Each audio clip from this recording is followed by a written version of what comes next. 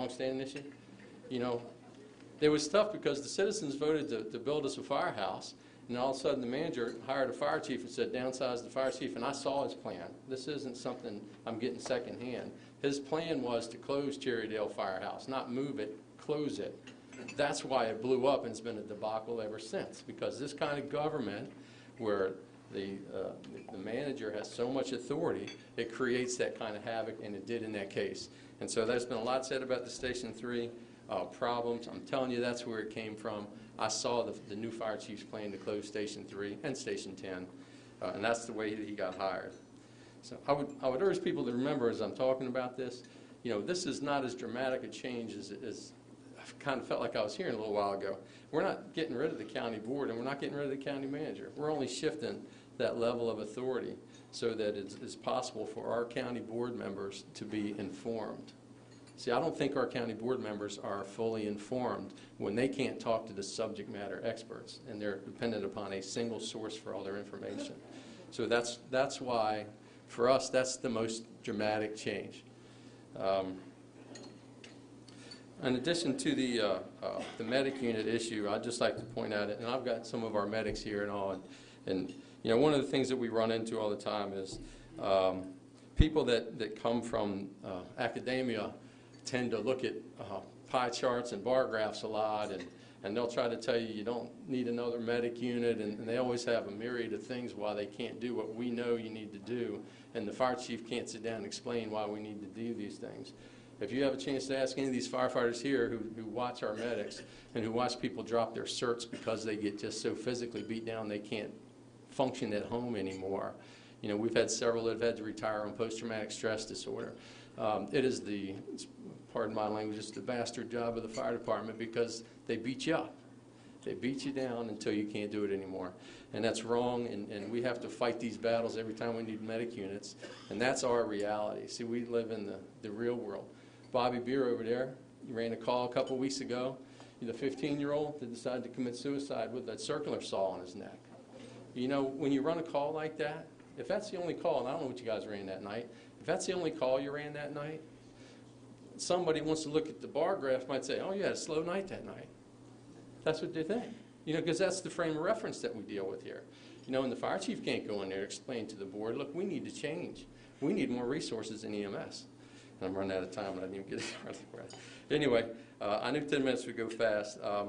Let me just say over and over again, taxpayer money has paid for studies. We had a tri-data study more than 10 years ago that said we need to be at 4-person staffing levels. We moved a little bit in that area. But right now, as we speak, 4-person staffing, which has been proven to save firefighters' lives and citizens' lives, is at risk right now in this county. And the fire chief will not support that. He would never put in a recommendation for that, but that recommendation has gotten before our board. And that's very problematic to me because we have a creed in the fire service, everybody goes home. We can't go home without our reasonable staffing. And the fact that reducing 4-person staffing is before our county board is absolutely the reason that we're here in addition to the medics, because our fire chief doesn't support it, so how does it get before the county board? The fire chief can't explain to them that that's the absolutely wrong thing to do. He puts in budget recommendations according to what he's been required to do. But staff doesn't have to pick from that. Staff can put forward whatever they want. So who's the subject matter expert on the fire department? It's not the fire chief, not in this current system. I always run out of time.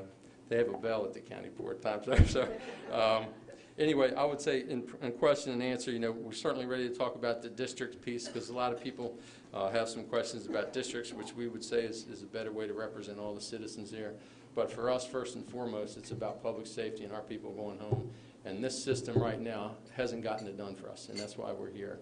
And we hope everybody here will sign the petition for us so we can let citizens vote. Thank you.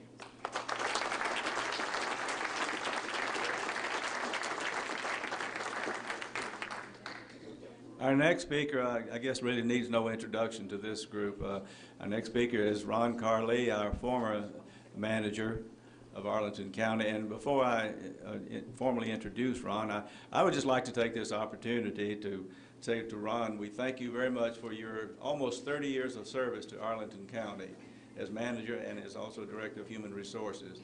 I know I worked with Ron with AFAC, and he was a great help to us there when he was in that position. So thank you very much.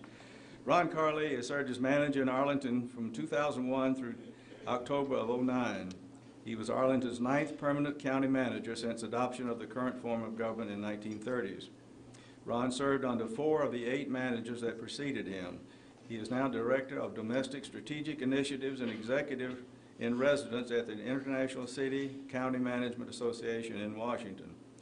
Ron holds a doctorate in public administration, is a certified manager, and teaches graduate classes in public administration at George Washington University. He is a fellow in the National Academy for Public Administration. Ron will discuss Arlington's current form of government and argue in favor of keeping the status quo and how that has proven to be the most effective way to represent Arlingtonians. Ron Carley, thank you.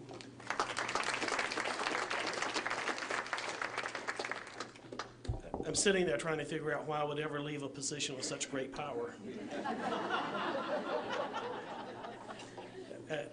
The petition effort to change the form of government in Arlington, of course, immediately poses the question, what is the problem that we're trying to solve? What in Arlington has gone so wrong that the only solution is to throw out the form of government and start all over again?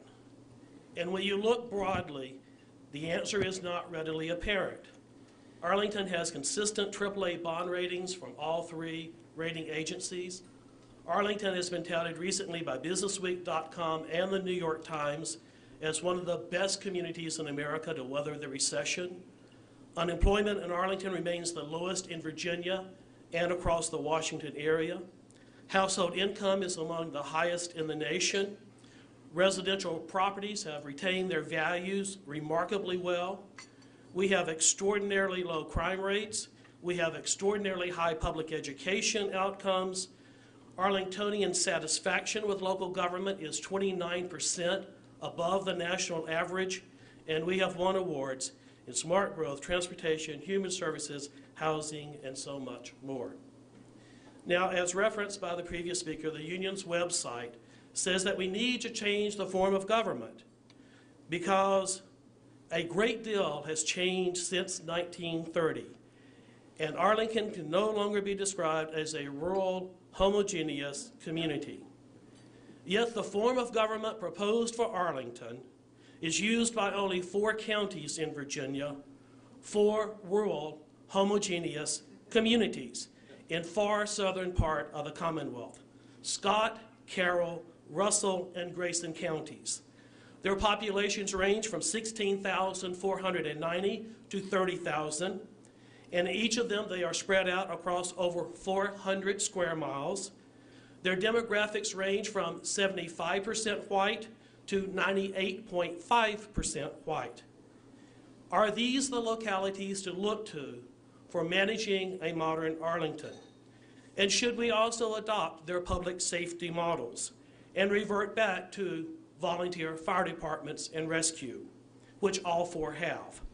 Should we eliminate our police department, which none of the 4 has?